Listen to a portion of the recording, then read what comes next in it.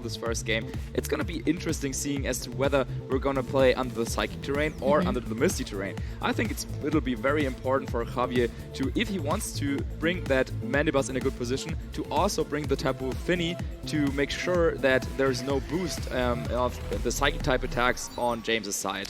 But we're not seeing any terrain changes at this moment.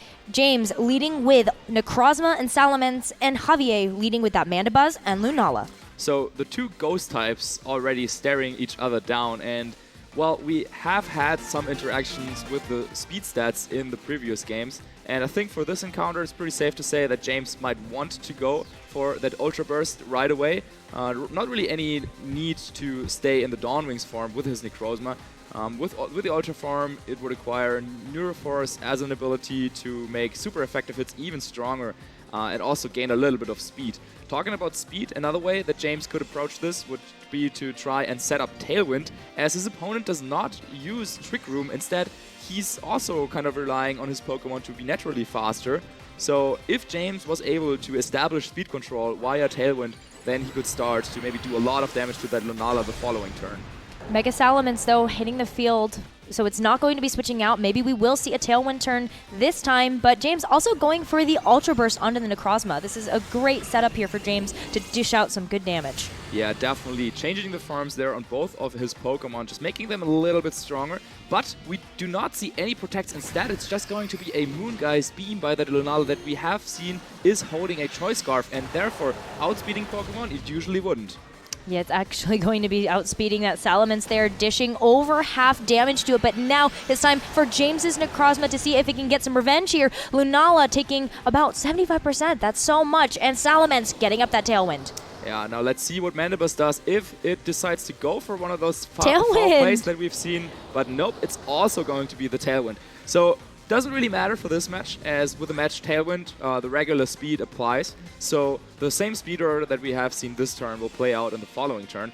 Lunala, thanks to that Choice Scarf, being the fastest Pokemon on the field, was really threatening a lot of damage, maybe the KO on Necrozma, but James just left it there unprotected, predicting that Javier would target down that Salamence, and once again, no protect, and calling out the move once again. Nicely done there by James. Really nicely done. Javier is going to aim that Moongeist Beam once again into Salamence to see if he can pick up the knockout, but it's actually going to be James taking an advantage in this first game by knocking out Javier's Lunala. However, now the Mandibuzz gets a chance to use Foul Play and do a lot of damage to Necrozma. However, it's hanging in there, and I think these first two turns are probably going a little bit into James's favor. He was able to call out the move of that Lunala twice.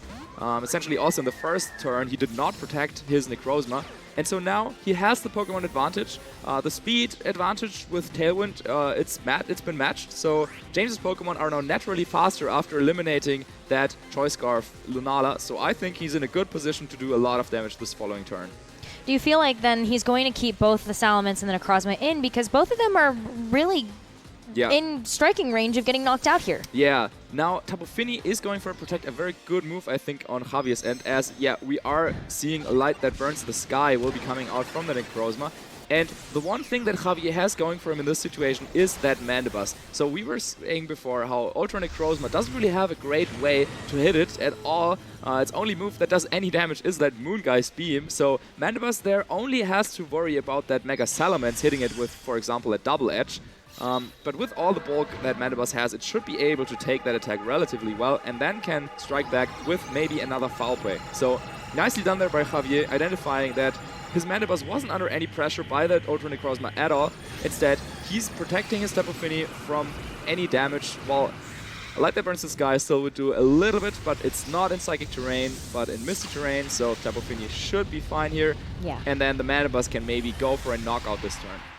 Well, the Light That Burns the Sky isn't as effective as we normally get a chance to see it, but the Hyper Voice coming out from Salamence just hoping to do a bit of chip damage to both of these Pokemon. We're not going to actually see a single targeted attack at that Mandibuzz just yet. Foul Play now striking back for Javier's Mandibuzz, and it is going to be so close to getting the knockout, but Salamence hangs on. Yeah, that is really important here as Salamence now gets the chance to go for another double edge, and something that Javier does not have on his team that a lot of players do use is a Pokemon with Intimidate. So he doesn't have a chance to intimidate the Salamence, meaning that its double edge is going to be very powerful.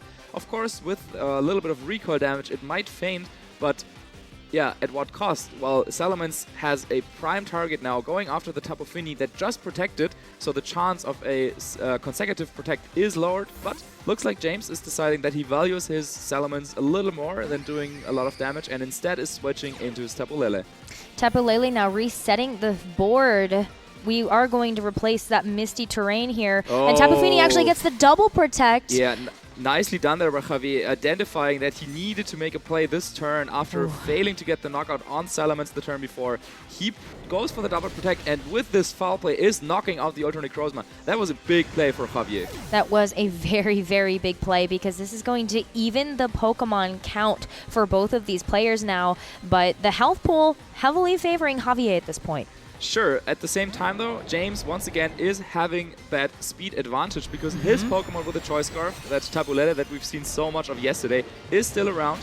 It can hit that Mandibuzz with a Moonblast, which is super effective. And then also, at the moment at least, the Psychic Terrain is in effect, so its Psychic type attacks would be stronger. James now also revealing his fourth and final Pokemon as that Primal Groudon. And yeah, he still has an opportunity this turn to do a lot of damage. And I think something that could happen here is Javier might have his Rayquaza in the back that would cancel out the Desolate Land ability by Groudon and would allow his Tapu Fini to go for a Water type attack. So that is something that both James and Javier have to keep in mind and be aware of, but nope, no switches this turn. No switches. Mandibuzz does take that Moonblast like a champ, but does get very low. Pops its Pinch Berry though, so it's going to regain a lot of the health that it just lost to Tapu Lele's Moonblast. Yeah, and Groudon striking with a Precipice Blades. Does it connect? It does. So that's going to be a lot more damage on the Tapu Fini. However, it should still be able to hang in there and is firing back with a Moonblast, presumably into the Tapu Lele. Yeah, Tapu Lele not going to take too much from that one. But a Tailwind now coming up from Javier. Yes, we did see the Tailwinds and those first couple of turns cancel each other out, but now the speed advantage going into Javier's favor. Yes, and James's Pokemon that would be able to match that Tailwind, the Salamence, is in the back only at 4 HP. So I doubt that Javier is going to give James another chance to set that up. So James really has to play a slow game, trying to maybe outstall that Tailwind a little bit. And now Javier, once again, has the chance to, if he has that Rayquaza in the back, he could go for the Hydro Vortex that we've seen yesterday with his Tapu Fini. That would still hit even through a Protect. And, well, the only Pokemon that James could switch in would be that Mega Salamence, and that is also going to faint from a Z move.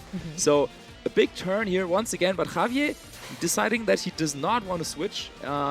Or maybe he doesn't have the Rayquaza in this matchup. It's possible he doesn't, but the Protect is going to eat up at least one of those moves. A Fire Punch, though, into the Mandibuzz will, actually burn it. Wow, and Mandibuzz didn't get to move, even though it is under Tailwind. Yep, revealing it is going for a Whirlwind. Okay, forcing the Tapu Lele off James out, and instead the Salamence is going to replace it. That's a very interesting move here by Javier. Talk us through Javier's thought process of why he would want to go for the Whirlwind. So Javier was already establishing that presence on the board.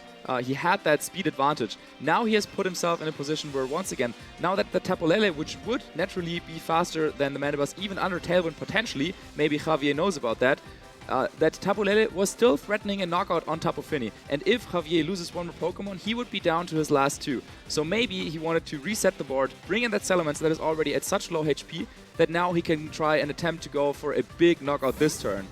Well, this is where we get a chance to see that fourth and final Pokemon. It is going to be that Rayquaza. So I'm actually thinking that Javier was looking to set up this opportunity here where you have the Rayquaza that kind of gets a chance to switch in for free while the Salamence needs to go for a bit of a defensive play. James opting to protect that Salamence and actually going for a double protector with the Groudon, just trying to play it safe, will eat up that foul play. Oh, and with that burn that we saw before from Fire Punch, Mandibuzz, it actually hangs on in there. Wow. So this is a prime opportunity for Javier to go for one of the moves that he's shown before in his top 4 set. His Rayquaza is actually carrying Surf. Now, usually that's something that you use in the game to, of course, surf around a little bit, but Javier identifying its competitive use surf a move that can be used in Rayquaza to knock out a Primal Groudon even at full health, because Rayquaza, with the airlock ability cancelling out Desolate Land, is able to use water-type attacks. And now, in this particular situation, Surf would also get the knockout onto Salamence, as it is so low already. So Javier probably fine losing the Mandibuzz this turn. And now, after switching out the Tapu Fini, he gets to reset the Misty Terrain in the previous turn. Or, okay, he decides to do it this turn.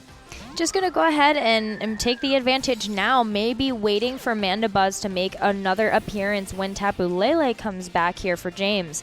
So we are going to see a Misty Surge back onto the battlefield, and another rotation here by James. Wants to protect that Salamence that got whirlwinded out just moments before, and the Tapu Lele coming back to reset the terrain once again. So now, does Groudon try and go for another protect? First of all, though, we are seeing the Mega Evolution to come out from Javier, and yeah, it's gotta be the Surf, right?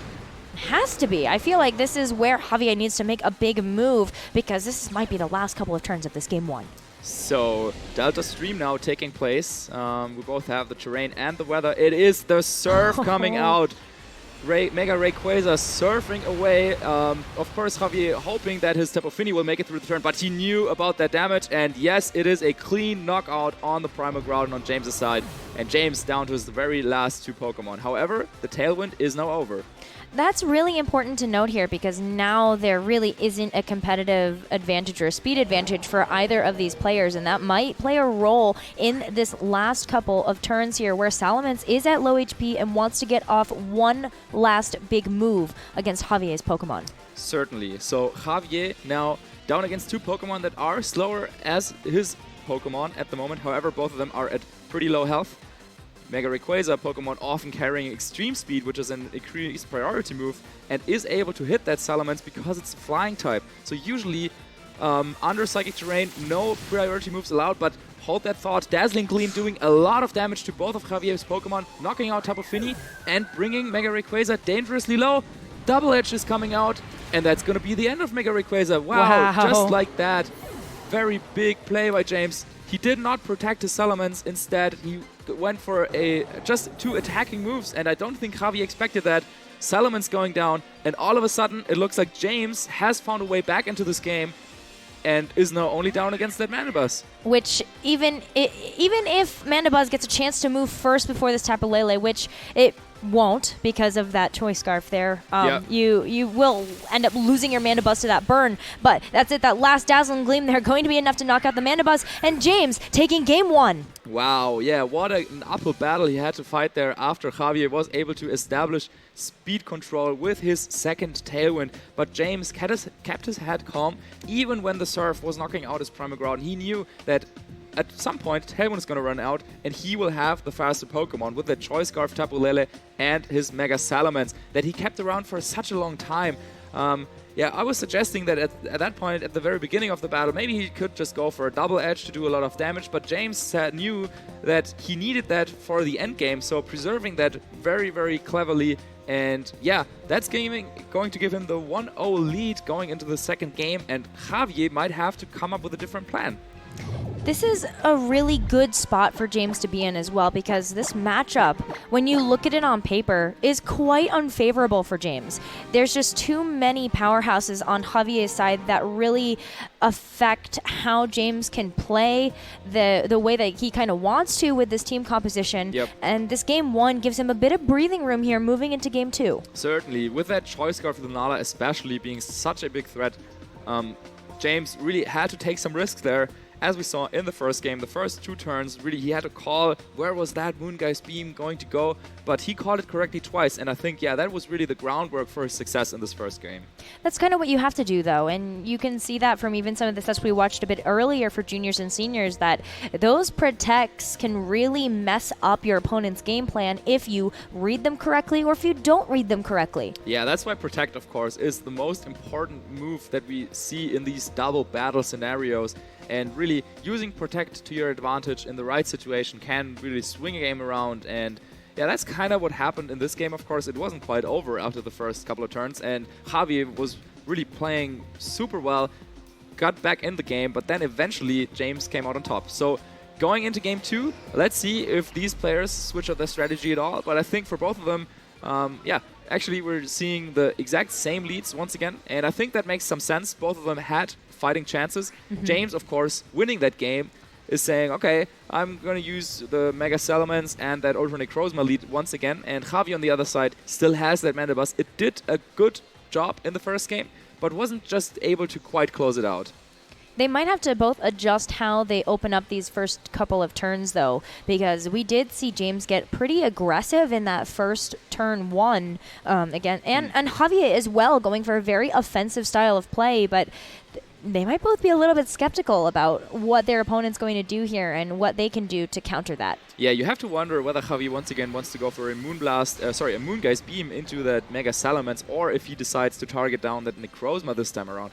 Another thing that he could do is not set up the Tailwind immediately, because we have already seen how his Mandibuzz is able to take any combination of attacks of James's Pokemon. So maybe you might want to wait a little bit and set up the Tailwind later. However, as he wants to keep his advantage in terms of speed with his Choice Scarf Lunala, also makes a lot of sense to just go for the Tailwind right away. Yeah, well, I mean, you're already going to see, a Moongeist Beam, though, into the Necrozma. It holds on with 13 hit points. Just that's going barely. to... Yeah, that's not very much that you can really hold on with, but it is enough to give a chance to fire back here. Lunala taking that attack a little bit better, but a Tailwind setup here from James. It's going to come down to what that Mandibuzz decides to do. And it is going to match that Tailwind, just like in the first game. So it looks like James didn't take a huge risk here, seeing as he knew his Necrozma was able to take that attack. Now, striking back with that Moongeist Beam, and Lunala, they are now at similar health once again. So James now would have the opportunity to go for a knockout on that Lunala once again. This time around, he could say protect his Necrozma, as that is what we're seeing, and then target down the Lunala slot with his Mega Salamence. Mega Salamence could even go for a bit of a widespread move here, but I don't think that's going to be enough to get the knockout here. But Javier, reading that protect super well, is going to go for the Moongeist Beam once again, but this time into the Salamence slot here, doing about half damage, but a double edge to fire back into the Lunala. That's going to be enough to pick up the knockout. Yeah, making sure that that Pokemon that gave him so much trouble in the first couple of turns in both games is being knocked out, and Foul Play goes into the protect. So yeah, the crowd here probably would have liked local hero Javier to land that Foul Play into the Salamence, but nicely done on James's end, protecting his Ultra Necrozma. And once again, we end up in a very similar situation. Now, the moves have been switched. Moongeist Beam went into that Ultra Necrozma this time around, but once again, the Tailwind is matched, and Javier brings in his Tapu Fini. Tapu Fini is going to be a bit of a struggle, I think, for James to deal with, particularly when both his Pokemon on the field are so low. Sees that and is going to rotate out that Necrozma, bringing in the Tapu Lele, which will reset the battlefield once again. So James was thinking that Javier is going to protect his Tapu Fini this term because of how strong that Light That Burns the Sky would have been. So instead of trying to go for that Z move and probably being knocked out by Mandibuzz, he will swap in his Tapu Lele, reset the Psychic Terrain, and then also keep his Necrozma around. But Javier goes on the offensive, no protect, instead Moonblast, knocking out the Mega Salamence, and a Foul Play will come out into the Tapu Lele. Tapu Lele takes that one pretty well, but Mandibuzz actually took a significant amount of damage there from Salamence before and ended up going down. Now Necrozma, coming back on the field, is going to have the battlefield advantage if it decides to go for that Z move or some other type of Psychic move. Yeah, so now this time around, I think Moonblast from Tapu Lele on James' side would be enough to knock out Mandibuzz. And Javier, having already lost Lunala, only has one more Pokemon in the back, and if it is that Mega Rayquaza that we saw in the previous game, he doesn't really have a good switch into that Fairy-type attack. Not too much there, but it is going to be the Rayquaza coming in for the Tapu Fini here. What does James decide to do, though? That's really the big question here. Tapu Lele going for that Moonblast is going to target down that Mandibuzz. He can do a lot of damage this turn. Mandibuzz is knocked out, and if Ultra Necrozma goes for a Light That Burns the Sky. Okay, it's just the Photon Geyser, but in Psychic Terrain, that is going to do a ton of damage. Wow! Bringing Rayquaza all the way down to its Focus Sash, only remaining with just 1 HP left. Tailwind petering out, doesn't really matter too much as both of them have set it up, but now Javier already down to his final 2 Pokemon. Final 2 Pokemon, Rayquaza needs to get something done here, and Tapu Fini is still sitting at full health, but against Necrozma that has been doing so much damage here, at least Javier has the battlefield advantage right now from resetting the terrain. Yep, if James really wanted to, he could switch out his Tapu Lele. However, I think that the chance of seeing a Water-type attack coming out from that Tapu Fini are pretty high. So, he would be advised to still be very careful. I'm not quite sure if a combination of Moonblast and Light That Burns the Sky would knock out the Tapu Fini, but that is something he could link into. Javi just protecting his Rayquaza that is left at 1 HP. Moonblast coming out will go into the Tapu Fini, and if that Ultra Necrozma decided to go for the Z move, I think James is in a fantastic spot to take home this tournament. Well, guess what it is? It's going to be that Z move here from James. What did he decide to target, though, with that Light That Burns the Sky? Is it going to be that Rayquaza that Javier just protected, or is it going to be that Tapu Fini left out in the open? I think either way, that's going to do a lot of damage, of course. It would be enough to knock out Rayquaza through the Protect because it's at such low health. And well, I think that's what he might want to do. Maybe he's not quite sure whether Tapu Fini could hang on there. And if he knocks out that Mega Rayquaza, all his opponent has left would be that Tapu Fini. And yep, that is exactly what he decided to do. Very nice move, hitting through the Protect, big energy ball. And that is putting James in a fantastic position. Now Javier's Tapu Fini left to move. Even if he got a double knockout this turn, I have a feeling that James still has that Primal Groudon waiting in the back. I think so, and Rayquaza that was threatening that Surf that last time in the muddy water from that Tapu Fini. It was great that James decided to go on the offensive here, choosing to keep that fourth and final Pokemon a secret. Unfortunately, Necrozma, after using that Z move, will get knocked out to that muddy water. So we're also seeing an accuracy drop on Tapu Lele, so it might not hit its moves, but Groudon hitting the field with that Primal Reversion and Desolate Land. There's not really much Tapu Fini can do now that Rayquaza went down, and all that James really needs to do is hit his moves. Gotta hit his moves now. Muddy Water not going to be activated now with that Desolate Land that's on the field. So there's not too much else that Tapu Fini really packs in its arsenal in order to deal with this threat that is the Groudon sitting on board here. We might be moments away from crowning our next Latin American international champion. Yeah, not so fast though, as Moonblast does miss, and James, though, knowing that he doesn't need to rely on Precipice Blades, is just going for a Fire Punch in the sun. That'll do a good chunk of damage, and Tapu Fini, all it is left to do is just fire off some Moonblasts, but yeah, as you were saying, don't think it's gonna be enough, and it looks like it's going to be James Baek from the United States that will crown himself, or will be crowned here, the 2020 Latin America International Champion. Congratulations, James. Congratulations, both players, for making it to the grand finals here. I think we all feel for Javier, knowing how far they made it in this tournament, but still coming into those top two positions will net you a bunch of championship points towards your Worlds invite. Yeah, incredible play by both players. Javier over the entire course of this tournament with his unusual choice of Pokemon, with the Togedemaru, the Mandibuzz, and then the Choice Scarf Lunala, really putting on a great show. And James Baek, another big tournament win for him, and it's the first time he has won it on the international stage. Congratulations to James Baek. This is, you saw the accomplishments that James has acquired over the course of the 2019 season. What a way to kick off 2020 with the first international as the win under your belt. Yeah, such a great performance. Now, so many championship points going